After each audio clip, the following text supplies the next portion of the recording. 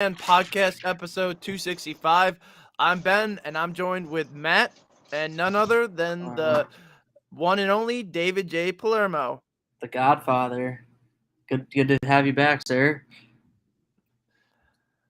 All right, so it's been a couple weeks since we've talked about the Bills. And it's been a couple weeks since Dave, you've been on the show, but I mean, we're going on the final week of preseason coming up. So we've been through two preseason games. So after two preseason games, what are both of your overall thoughts just on pretty much just how everything sits right now with the team?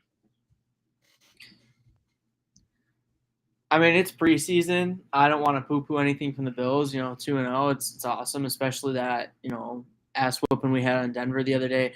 I saw a funny tweet from I think it was a Broncos beat writer the other day. He goes, "Man, if the Bills first team starters meet the Broncos, second team starters in the playoffs, we're in trouble." So I can't buy anything too into it. Allen looked phenomenal. Like that throw he made, that touchdown to Gabe Davis was. We just become so used to it. So it's nothing. I'm not gonna get up here and get all hyped about 2-0. But seeing guys like James Cook, had a really good game against the Colts, which you were there for. And I have a question about that game for you real quick after this. And then some of the defensive players like Boogie Basham, and then just a couple of the rookie corners, Elam and Benford, they're looking really good. So those are the type of players who I really want to look at. And, obviously with the rosters cuts coming up, this is when you can make a difference and get that spot. So, yeah, it was great, just seeing a couple players, really kind of get used to NFL football. Yeah. So what about that Colts game? Yeah. Yeah, so that actually, Ben, I wanted to ask you that because I'm unfortunately I wasn't able to go, and I know you were there for it. And I haven't been to a preseason game, I don't think since 2018. And the game I think you were with me was Allen's first game ever that he played, and you could just tell the atmosphere was different when he came out. Just the applause was insane, and there was almost a sense of hope. And I know it's preseason, but when that kickoff happened and all the fans were going in the stands, did you feel something different, Ben? Like was there almost like the sense of like it's different than years in the past? Uh If I that makes mean sense. I mean it definitely a lot of excitement. I think you can even look at probably Saturday's game as probably even being a better example because like it was just like offensive fireworks like pretty much every single drive. I mean, it's preseason, so I mean, you obviously can't really take a lot from preseason, but I mean, I saw a tweet from Benjamin Albright and but I'm going to read it back. Preseason where everything matters except the final score, and then regular season where the only thing that matters is the final score. So Yeah, we that's can't true. really take too much into account from these preseason games, but I mean the Bills have a lot of depth. It looks like at least compared to Indy and Denver, they're a much deeper team. I mean they've had Definitely. I was watching NFL Network, and even one thing they noticed is the amount of veterans even playing in like the third, fourth quarter of the Bills preseason game. I mean, on Saturday we had guys like Shaq Lawson, Tavon Looked Austin, fantastic, Duke by the way. Johnson, all older guys who've been in the league for a while who are really fighting for roster spots. And we saw Tavon Austin wasn't able to make the cuts. And shout out Tavon Austin, one of my favorite football players of all time, one of the most fun college players to watch ever. But Yeah. I mean, he's getting older, but the Bills are stacked at that slot receiver position with Isaiah McKenzie being the number one, and then you got a very, very good number two in Jamison Crowder and a number three who could turn a lot of heads with how he's looked in training camp and even the preseason. And Khalil Shakir out of Boise State, he's been really, really solid, almost looking like a seasoned vet out there. So the Bills are just really, really deep at certain positions like that. And you look at it's like Tavon Austin is a really, really athletic guy, and obviously probably isn't what he was, 5, 10 years ago, and He can still play though. never really wasn't that great of a receiver just because he kind of struggled to catch on with a team. But I mean, still an athletic guy. And you look at other spots, Duke Johnson has contributed for teams, and he probably won't even make the Bills roster. They got 4 other running backs, and that's one position group I've been really impressed with. I know it's preseason, but the running backs look so much better, and even Moss and Singletary are running a lot better. And I mean, I'm wondering if this new offense we were seeing under Dorsey, if you know some of the running schemes, the blocking schemes, perhaps from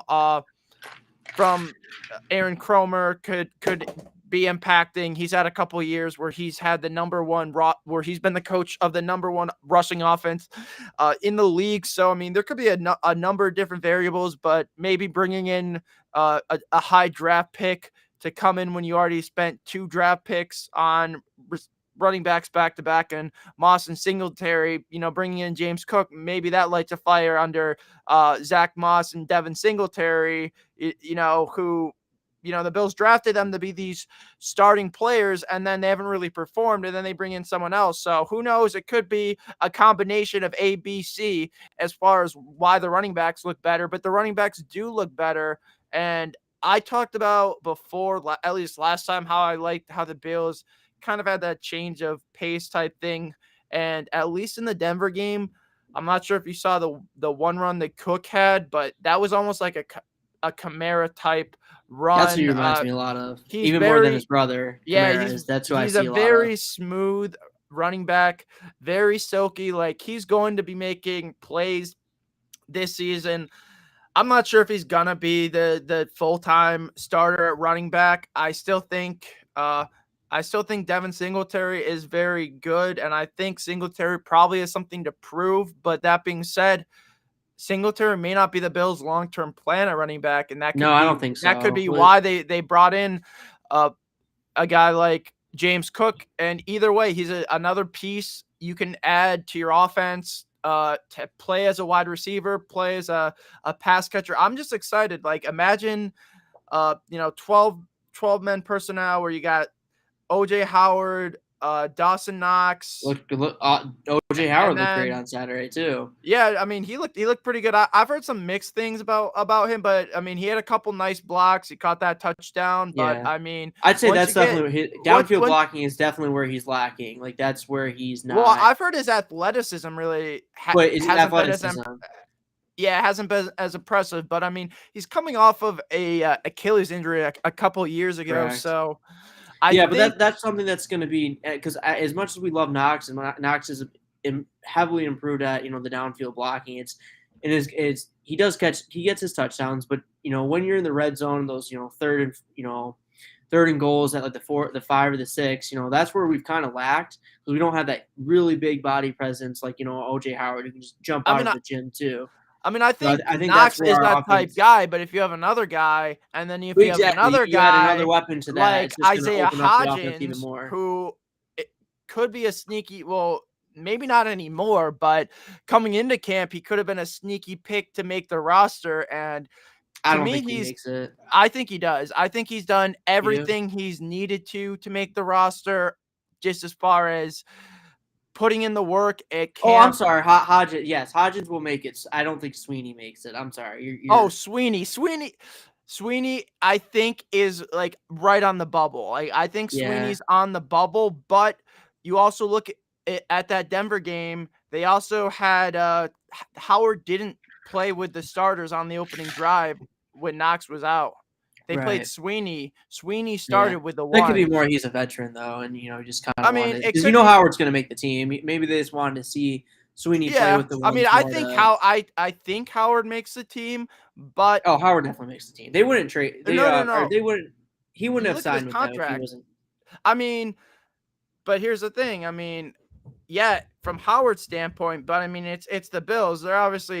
They're going to be just going off of what's best for their roster. So, yes, I mean, from an OJ Howard standpoint, you want to go to the Bills to play with Josh Allen. But, I mean, that doesn't mean the Bills have any loyalty to OJ Howard. I mean, I think they probably know what they're getting in OJ Howard. But, I mean, I've just heard and I haven't really been to any camp, so I can't speak on it, but just kind of the rumblings from what I've seen online is that he hasn't been super overly impressive. And even John Murphy, I remember, I don't know if it was One Bills Live or if I think maybe he went on Sal Capaccio's podcast, but I remember Murphy even saying that he wasn't overly impressed.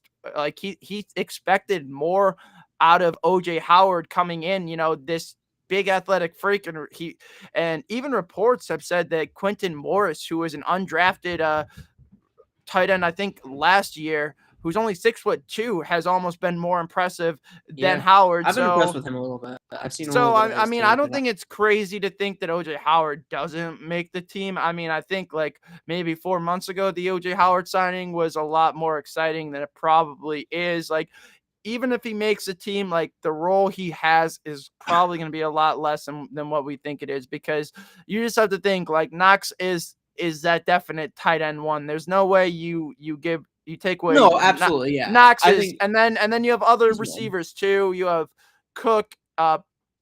We talked about Beckham. I mean, I'm not sure how he fits in there right now, but I mean, at least you're thinking that Diggs is probably gonna get out of, if Allen throws for, let's say he throws for about what, 4,500 in the ballpark, 4,800, yeah.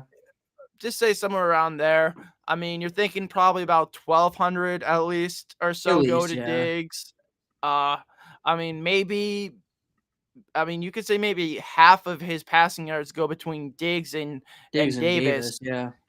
I mean, just to be safe, and then you just have to think he's another 2,400 passing yards. You think Knox is probably in the range for maybe 600 to 800 is probably what I'm assuming, and he's, to me, Knox is more of a red zone threat. That's where Allen really likes him. I mean, I'm not saying Knox isn't a good tight end, because he is, but I mean, he's not the Mark Andrews, Travis Kelce type who's going to get 150 yards just because the Bills have other offensive weapons. They don't need, Dawson Knox. They don't need to run their offense through Dawson Knox, but I definitely think I think that they was got to the keep Knox long term. But I mean, but then you go and just look at the rest of it. So I mean, we probably, between Dawson Knox, Diggs, and Davis, we probably got 15 to 1,700 yards. I guess you could probably say between Howard, the running backs, and other receivers. I mean, don't sleep that on probably Shakir works too. I think Shakir is going to go for at least 700 this year. I don't think he's going to go. I think McKenzie. We're forgetting about McKenzie. Yeah, that's true. I mean, especially if he's slot one, he's going to get his own. Yeah, I mean, just go. I mean, all these guys were saying. I mean, it goes to show that this is, especially in our lifetime, this is the deepest team the Bills have ever been. Yeah, this is the deepest the Bills have been. And when you go back a couple of years ago in the playoffs, Josh Allen was throwing to Duke Williams and John Brown, and both those players aren't even, and Beasley. None of those players are on a single roster on the NFL right now. And we're gonna welcome Dave back. I think he's having some connection issues. Everything good now? Yeah, can you hear me or no? Yeah, you sound good. Okay, cool. Sorry about that earlier. I had to turn my Wi-Fi on my phone, and I just broke up. But you're already there with, you're talking. Did you say already, right? Can I pick up on Cole Beasley? Going into the season, there was all the beef with Cole Beasley. I was podcasting because I didn't. Towards that whole that Beasley conversation without life going on.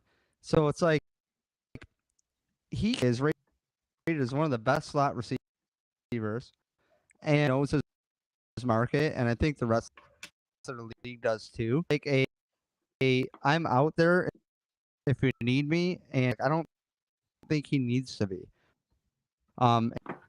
In the yak yards. But the dude had ribs. I don't want to wipe my own ass on my fucking ribs are hurt from hockey. I did want to bring all that.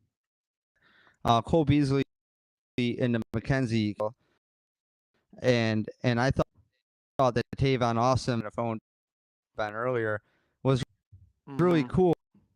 Almost more. Hey, if you ain't gonna do it, well, we need similar profile. If you get hurt, Mackenzie, but see if you do prepare, if you do, if you need to trust you, because I think that Tavon Austin was ever gonna supplant anybody on the.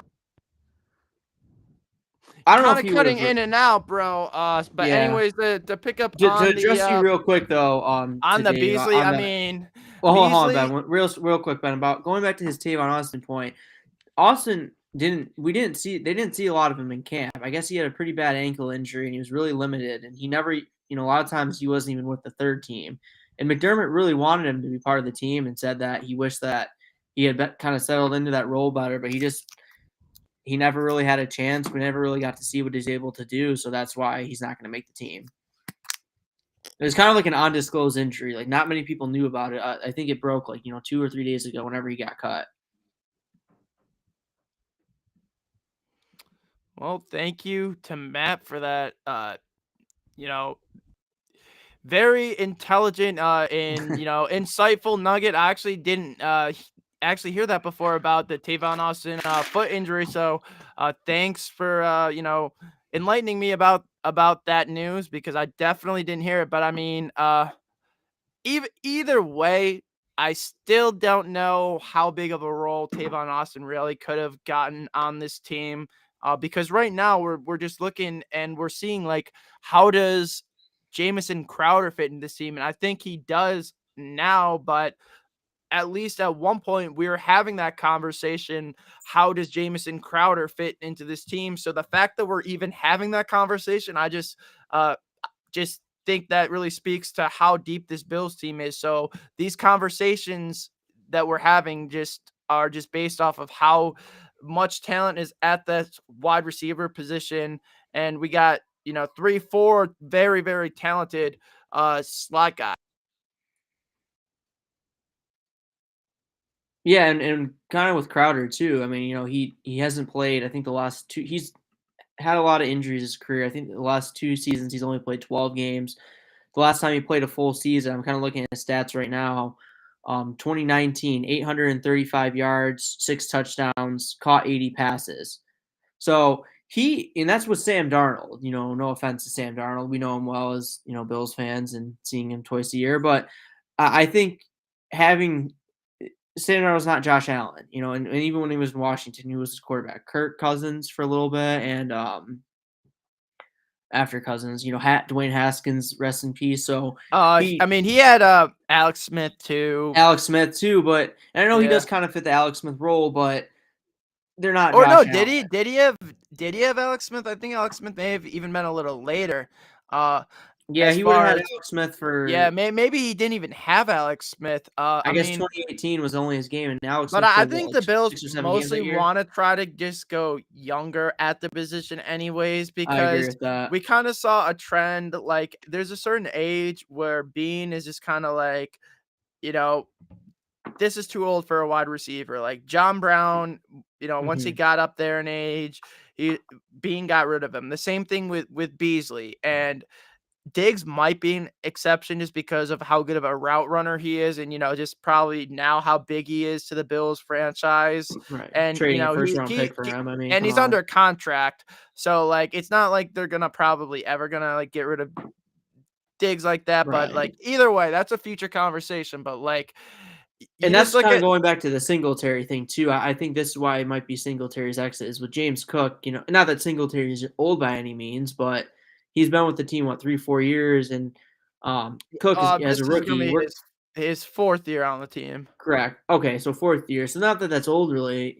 We know running backs don't have the longest Yeah, life, yeah, but they don't, but I mean, just from the receiver standpoint, we look at last year, they didn't end up bringing back Emmanuel Sanders, and now they don't have Beasley anymore. So I mean, right. I think being generally, uh, you know, I think he likes his receivers younger. And all right, Welcome third back. time the charm, hopefully. Let's knock on Do you wood. even do you even see my?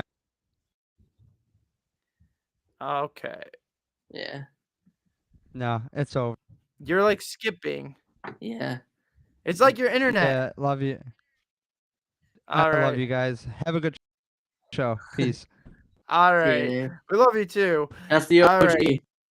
Anyways, like the running back position, I mean, Singletary's going into his 4th year. Running backs, yeah, you're right. They really aren't too high value once they get up there. So, I mean, if anything, maybe they'll franchise Singletary. Probably not. I know people think they're probably going to trade Moss.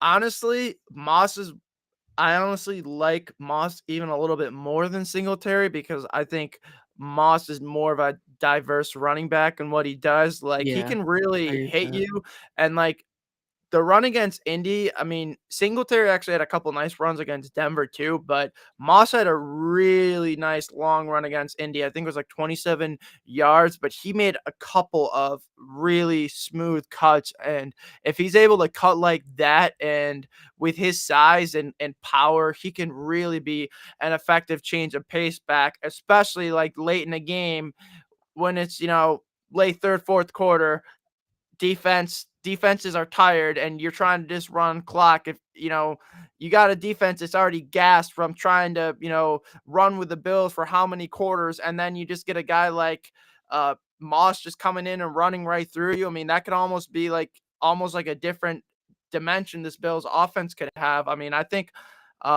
with a guy like that, you bring some different options. That's what I like about the Bills offense. They got so much versatility. I think maybe the biggest weakness is probably yards after catch, but I think guys like Cook, even Shakir and McKenzie Yeah, definitely can definitely gonna help in run that after the area. catch. Even Diggs is honestly slightly underrated yard after the catch receiver. He's not the fastest, but I mean he could put a move on you, and Oh and yeah, he's decent in space. But I mean, let's be honest, the Bills offense, it doesn't have to be based off of getting yardage and space just because of how good their quarterback is. Like their quarterback can literally Allen could fit the ball almost anywhere he wants. And when you have so many different weapons, like I'm really excited this season. Like I think Dorsey I, I and I'm not I think he sure suits who Allen better than Dable did, I honestly. well, I'm trying to think if it was Barkley or Keenum who said that, but or maybe it was Carson Palmer, but someone said that Dorsey is someone they like an offensive mind like they've never been around, and like they described him as having like a beautiful mind or something like that. Yeah. So I mean Overall, Dorsey's I think you want to Dorsey's say Dable. I Dable's think the more Dorsey's offensive almost genius. I don't know about that. I mean, Dorsey's almost been around the block more. He's had a lot of experience, been on a lot of different coaching staffs. I mean, honestly, I really never really liked Brian Dable, to be honest with you. Like all of his earlier career success was a beneficiary of being on a coaching staff with Bill Belichick, and obviously that rubs Nick off on Saban, you yeah. and Nick Saban. But like all of his early NFL or all of his early NFL offensive coordinator jobs have all ended like near the Yeah. bottom of the league as far as like overall offense. And yeah, he hasn't had the most talent to work with. And Well, don't get me you're really gonna wrong, see in his. Buffalo, he was, the Bills had an amazing offense. So I'm not gonna sit here and say Brian Dable does not know how to coach an offense, because I mean he was the offensive coordinator when the Bills offense like completely transformed. So I gotta give credit where Correct. credit is due, but I'm pretty sure that Dorsey is going to do a lot of different Well, we'll things. find out this year when he has I Daniel mean, Jones, Dable taking centers for him this year. was creative, but he almost sometimes He lacked. overthought. He definitely It's would like overthink a lot of sometimes things. he overthought a lot of things, and like you always would get that scheduled like great opening drive, like really creative, series, and he'll always have like some type of like trick play or like trump card to pull out of his sleeves. But after that, it's like I feel like that's kind of after a certain point, his mid-game adjustments, it can only go so far, Yeah, how far, I agree with your that. game plan and scripted drives and special plays like that. You got to be able to adjust to, how the game is going, game flow. And that's my biggest beef with this Bills coaching staff overall. Like, I think I really like Sean McDermott, really great guy overall. I'm not going to talk trash about coach, but I think he's a super right now, at least mid coach overall, as far as game management goes, timeouts. I mean, we saw that the way that 13-second situation ended last year. I mean, I really hate talking about it, but I mean, any great NFL coach, probably 90 out of 100 would have been able to, like, Hall of Fame coaches would have been able to manage that game. I mean, you look at Manning, players who probably would have done the right thing. You kick it deep with 13 seconds left, force the Chiefs to at least, if they fair catch it, they get the ball on the 5-yard line, and then they have to go 60 or so yards and however many, like, under 10 seconds, which obviously isn't possible, but you give them the ball on the 25 with 13 seconds, like, you know what I mean? Or, if they did a pooch kick, I mean, the way that game was executed, I really hope McDermott, learned from his mistakes. I think I've seen a lot of growth as far as his in-game decisions, like, definitely. He's definitely becoming like, a lot less. he's becoming a lot more aggressive, which I like to Correct. see. Like, going for that fourth The Tennessee game, I think, is a great 2-3 years ago. He never would have done that. Exactly. So I mean, that's one thing I'd like to see, but I mean, we got to get better in late game situations. But I'm hoping For sure. Von Miller helps. Oh yeah, not to go too deep in a tangent because we're gonna save this topic for another show. But this is definitely the pressure is on for McDermott to deliver. Yeah. I'm not saying he gets fired, unless obviously go 0-17. But there, I mean, I would say probably has. I mean, I think you probably got to look at. He probably has a window at least. That he's got absolutely. If they don't make the Super Bowl, if they don't at least make the AFC Championship or the Super Bowl, they're. I would say if he is on the hot seat. Hot seat next year. I would say maybe not. If in 2021, if they have a bad year this year, like if they don't make the playoffs and like they just are bad, like I could 100% see like Pegula and Kim just saying, look, our roster's loaded. We got one of the best quarterbacks in the NFL. Like the cap's gonna hit in a couple years. We probably could have, or at least gone to one Super Bowl possibly if it wasn't for your coaching. So like I think like if the Bills really bomb, like possibly, but I think like you probably got to think at least he's got a 2 years window to probably at least make a Super Bowl. Yeah, I'd say this year, next year. Like I said, if they don't this year, next year, he probably has to at least make it. So make it to a so Super at Bowl. least so at least he can show we got past that next step, which is taking down Kansas City, and being the top of the AFC. And now the only thing is to get it done in the big game. So correct. No, I agree. I definitely think you're on the right track. And me personally, like I've never been like the biggest, most staunchest Sean McDermott fan. I really love the Rex Ryan hire, and like my thoughts about Rex Ryan here were kind of mixed. Like I feel like he was almost just like a Band-Aid. Like they had a good roster. They needed a coach. He was experienced. And then and they just brought him in, didn't have his right defense to run, didn't have any of his personnel, and they didn't really give him a quarterback. And I think Rex actually, hot take, Rex was a decent Bills coach. And if you look at it, he got the shortest leash out of any Bills coach in the drought. 2 years.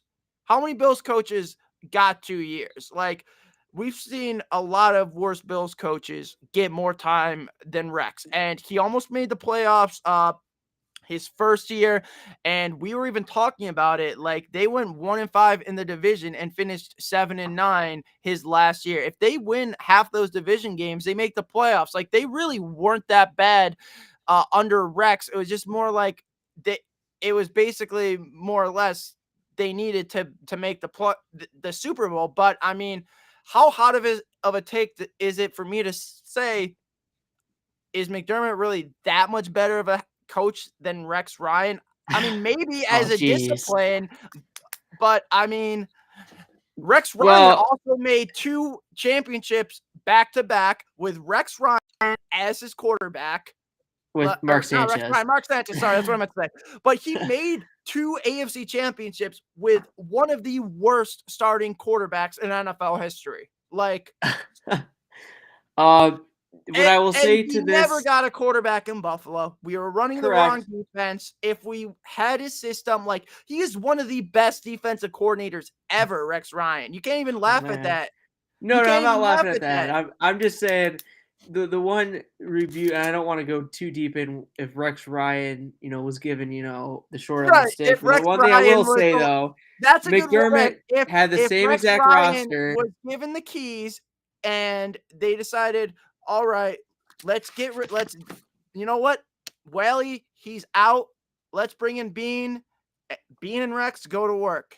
Well, and there's two things I want to address though. Is one, McDermott's first year, almost the exact same roster as he had in. I think we traded for Kelvin Benjamin later in that year. But if you look which at was it, in addition, we but we arguably had an easier schedule too.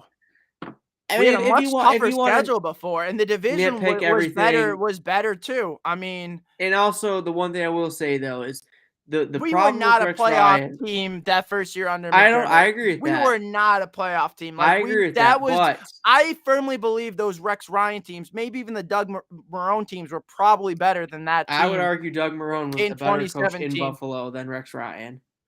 Call me crazy, and jumping off this topic real quick.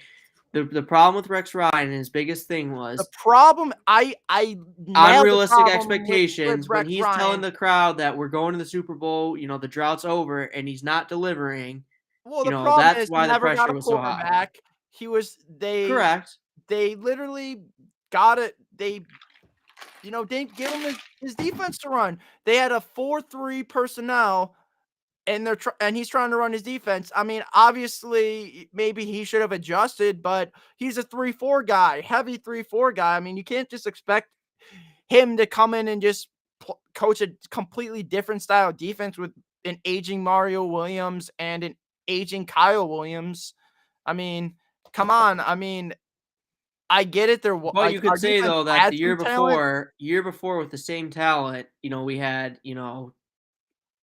some of the best, we had I think the number 2 defense 2 years in a row with the same talent. Right, but I mean, you could say, well, he doesn't have the personnel, but I know, but with the number 1 overall defense in yards and scoring, we also got completely annihilated in the playoffs. Yeah, we were missing Trey White, but I mean, at the end of the day, yards, scoring, statistics, they only mean they only mean so much, you know what I mean? And those defenses were really good. And yeah, those Bills defenses with Rex weren't that good, but I mean, the players were getting older. It wasn't a system. I mean, I remember how good I'm too young to remember the Ravens defenses, but I remember those Jets defenses with Rex Ryan, and those were some good defenses. This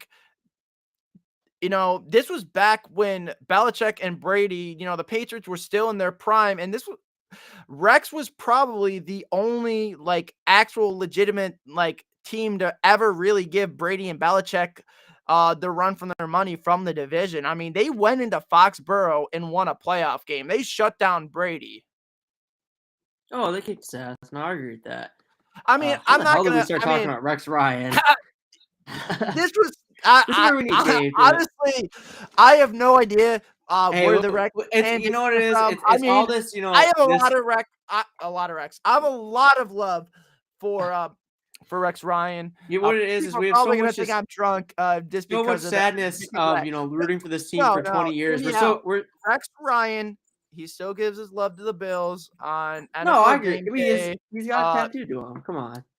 And he's one of the guys who actually, the only guys on NFL Live to pick the Bills beating the Patriots. So Rex knows ball. He's really funny. He had that awesome Bills truck. I mean, I kind of just personally, deep down, maybe just deep down, I just wish Rex would still be the Bills head coach. I mean, I love McDermott. McDermott in an alternate universe. I mean, it would be interesting to see. Here's the thing, Rex Ryan, McDermott, he just seems like, I don't know. Rex Ryan's a guy you totally want to have a beer with, hang out. You know what I mean? Oh, It's yeah. like McDermott, he seems like, he's a guy you don't want to be your girlfriend's dad. It's like, have my girlfriend, home by 9, blah, blah, blah, blah, blah. This, you know what I mean? He seems like the scary dad that, Yeah. I mean, McDermott's chill, but he's kind of a little intimidating. Rex just seems so much more chill. I mean, I don't know. That's also, I feel like, was the Bills' kryptonite. He was almost too You're good a player. right. You're right about that. And That the it team really didn't. wasn't that disciplined, and a lot of stuff. I mean, you could really look at how the Bills team were built, and now I think you kind of look at Got some they have comments coming in. they have a lot more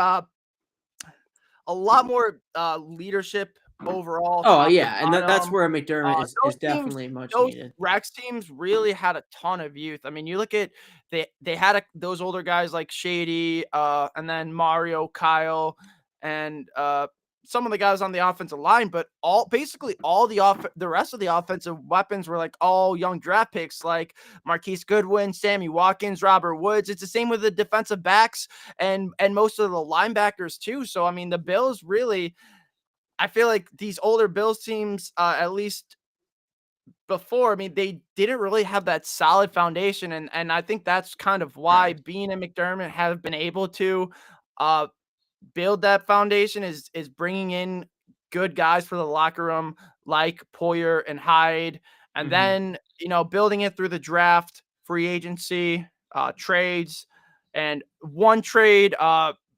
I really think Bean is one of the best at trading in the league.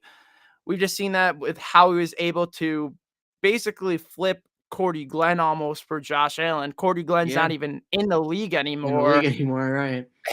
And I saw an article, or I was just looking at articles on 53-man roster projections, and right after the Colts game, Cody Ford is projected to be cut. And right now, or not right now, but 3 days ago or whenever it was, the Bills got a 5th-round pick for him. So, I mean, it's a 5th-round pick. It's not guaranteed to make the roster, but I mean, Matt Milano was a 5th-round pick. Tom Brady was a 6th-round pick. Khalil Shakir think was of a it. We 4th-round got pick. an asset. We got an asset from something that we were gonna cut. I mean, that's Exactly. good business no matter what. It's good business, and it definitely helps the cap too. Correct. So, I mean, overall, I just think it's a win-win. I mean, Cody Ford, he was a disappointment. We can say one thing didn't work out or whatever, but honestly, I just wish him luck. I'm not gonna say absolutely. he was trash. Didn't live up to the 2nd-round pick hype because he had multiple offensive line coaches. Yeah. And I mean, I believe he had a couple injuries, but he's almost just been like an up and down type thing. So yeah, I mean, the biggest Cody Ford moment I remember, giving a quick it was shout that out. Houston game. That Houston Texans game. I Okay, mean, that was really, him. I wasn't sure if it was him. That really wasn't a penalty. It shouldn't was have not been. illegal block. I'll go to my grave wasn't- saying that. It wasn't. I mean, he still didn't have to even really make that block. Like, he still could have avoided it. But either way, like, that will always haunt me. That'll be his penalty. Because we thought that's when the Bills, Oh, geez. what was it? I don't even want to relive this, man. We're reliving too many dark almost memories. 25 plus years since they won a playoff game. At least, that burns off our back. Yeah. I mean, but now, what's the next hump to get off the camel's back? It's making it to the Super Bowl, and it has to be the Super Bowl. How close the Bills have gotten, like even in 2020, like I think in 2020, like the Bills were actually pretty close. Like, you look at how good they were in the regular season and even in the playoffs, like they were actually driving on the Chiefs almost every single drive. They were going, every single drive, and they started out that game, I think it was like 9-0. They even had a chance to go up even by more, I believe. And then, like, there was a turnover. A lot went wrong in that. Like I think but Singletary had a bad drive. on third down. And Yep. There's a a few lot, missed blocks, and then every time we got into the red zone or we got deep in, we would either settle for a field goal or turn it over on down. So I mean, even that game, I don't think the Bills and the Chiefs were that far apart. I just think the Bills had a very, very poor executed game from the top. And I remember watching that game at your house, and I remember, like, honestly, I was almost more disappointed in that game than the year before because, like, I was like, oh my gosh, like, they literally kicked the shit out of us. Like, I thought the Bills like were a better team than that game. And I was like, are the Chiefs really that much better? And just I remember after that game being on Twitter dealing with all the troll Chiefs fans and just being like, oh my gosh, this is gonna be such a long offseason. And like, yeah, and then it happened last again, season's game was super disappointing, like one of the worst feelings ever. But at least I can kind of hold my hat on. It's like the Bills were there. Like they were literally a coin flip away. It's like, yeah, it slipped away, but like that was one of the best games ever. And it's like Josh Allen put his name on the map that game, and everyone else like finally like saw what I've been is seeing giving him the respect, which is too bad because I know we watch him week in and week out. You know, just I mean, he has his bad games every now and then. No one's perfect, but it was that Patriots game was something else, though. I remember. But yeah, I mean, every game it just seems like Josh Allen is the craziest game I've ever seen by an NFL quarterback. And even after that, people were like, "Oh yeah, Josh Allen, who?" Like, it took a nationally televised playoff game to get his reference. Oh, I can't wait, dude. I mean, cannot wait. I think it's just awesome that probably like one of my favorite players ever is on my favorite team. Like, I'm going to be like completely honest. Like, there's not a quarterback who's ever been as exciting to watch as Allen to me. It's just like the way he plays the game, like completely fearless. Like he'll do anything to win, like just a passion, overall love for the game. Like it's very Brady-esque, but obviously he has something that Brady doesn't have, which is he's a lot more physically gifted, but he has like the mind of Peyton Manning too, with just like his ability to read a defense and just, you know, break it down, move defenses with his eyes. Like so many great attributes, you know, he has as a quarterback. It's just so incredible. A guy I want to compare him to, and he's definitely better is Michael Vick. You know, just the human highlight. And I was watching some. It's like, well, no, I'm not comparing him to Michael Vick. Like Big Ben. It would be. I'm like just saying, but just the electrifying plays that he made, that Mike Vick. I was watching some old highlights of his Atlanta days, and just insane. It's just so much fun to watch, and it's like we have I would maybe say almost like Brett Favre too. You ever watch Brett Favre in he has Green Bay? The arm of Favre, like almost like, you know, a Favre style of play too. You know, backyard style quarterback. You know, right? But he can do it all. That's what makes it so amazing. So he's almost like Favre. If Favre, Rodgers, Michael Vick, Peyton Manning, and Tom Brady all had a baby. It's Josh Allen. He was built. I'm convinced he was built in a lab. Like Josh Allen is not human and like flesh and bone. Like he is a cyborg, and he's on our team. I'm just excited just because of how deep this Bills team is. I mean, you just look at every drive. The defense too is just like, we're just even so much more ahead than these other teams, second and third teams. And like we said before, and like I previously mentioned about I believe it was Mike Garafolo and Mariucci who were, you know, at halftime just talking about how so impressed they are with the Bills' depth. It's like, this is a very, very deep roster. Like there's really not any like overall holes on this team. So I mean, I'm excited, and you know, we're not going to see any starters week 3, but I mean, I guess just continue to look for the battles on the low end of the roster. Yeah, no, I agree with that, and that's kind of going back to what you were saying. You know, even guys like Tavon Austin and Duke Johnson, who 2-3 years ago would have been, you know, surefires in this team, aren't going to make it. Which, you know, it's too bad for them, but like I said, it just goes to show how deep this team is, and how prepared we are to make the run. Right, and you know, like I mentioned, with not just Duke Johnson, but even OJ. It's like the fact that we're having these conversations. Same with Jamison Crowder. It's like, yeah, they might make the team, but like how many years ago it wouldn't even been a discussion if a veteran like OJ Howard or Jamison Crowder, made the team. They would be, slotted in as a starter. And right now, they're battling almost like lower end draft picks on the Bills roster. I mean, you look at Tommy Sweeney, he was like a fifth or I think he was actually a 6th or 7th round draft pick, and Howard's a former 1st round draft pick, battling him. I mean, Jamison Crowder, I think he was undrafted actually too, but I mean, he's a former almost all pro, or was he a backup all pro in the slot? I think he was a 2nd team all pro, wasn't he, one year? Was that Crowder?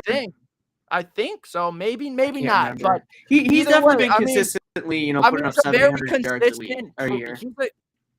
He's a consistent, proven slot receiver who right now is battling for a spot with an undrafted receiver, McKenzie, and a 4th round pick in Shakir.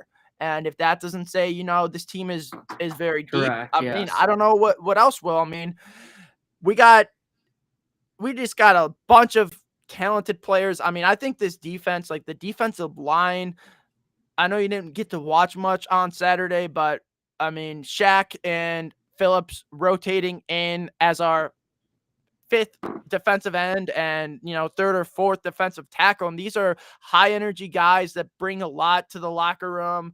They bring a lot of energy to the fans, to the stadium. That's one thing I really loved was the boys just hyping up the crowd after they made a big play. So, I mean, that's great. And it really seems like both Lawson and Phillips really, really want to be here. So, I mean, I think the defense has a ton of potential, especially when you look at that defensive line and the overall depth they have on it.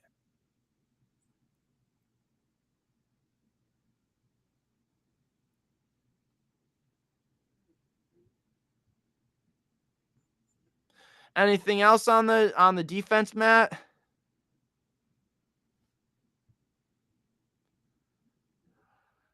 All right, so that's about all the time we have for today. We did go on a little bit. I don't know how we ended up going on about if Rex Ryan would have been able to make the Super Bowl had he, stayed the Bills head coach and they didn't can him for Sean McDermott. But, these shows always get a little bit interesting. We go off script here and there. It's, kind of the fun of it. But either way, Bills' final preseason game coming up on Friday against the Panthers. Again, no starters expected to play. You can catch us on pretty much every social at Numb Bills Fan. Once again, I am Ben, and I guess Matt's back for the recap. Sorry, Matt, guys, about any that. last words? Just cannot wait for the season. We're gonna 2 weeks from today. We're gonna be on a jet, to LA for the game. Follow me and Matt on at least. Follow Instagram, us. If any Twitter. Bills fans out there, we're gonna be pretty much documenting like the whole trip. I'm gonna everything. I'm definitely gonna be like tweeting, probably posting about it a lot. I mean, I've already in this Bills community. I mean, on Twitter, I've already posted who's going to the game. I think I got a couple of responses. So I've gotten a few. If you're there, and fans, if you're there, let us know. Yeah, hit us up. We'd love to have you come on the podcast. We'll at least interview you for real quick. Yeah, we'll probably at least give you a shout out or whatever, but at least, hang out with us or whatever at the game. But once again, this has been, that's Matt. Thanks for listening.